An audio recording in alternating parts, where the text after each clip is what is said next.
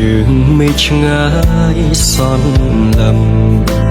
ចិត្តសង្ឃឹមថ្ងៃមួយមកដល់ការឆ្ងាយពីរូបអូនតែចិត្តរែងនឹកងីមុលម្ចាស់ជីវិតអូនមាននឹកបងទេ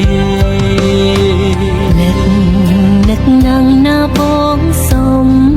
ឡាញ់ចិត្តអូនវិញពេញដោយក្តីស្នេហ៍ដ៏បរិសុទ្ធចាំថ្លៃគ្មានថ្ងៃព្រួលប្រែមិនភ្លេចទេអ្វីដែលបងបានសន្យា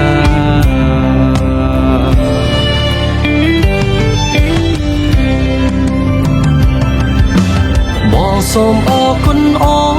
នដែលនៅរងចាំរូបបងយូរឆ្នាំកន្លងបងនឹកខ្លាំងណាស់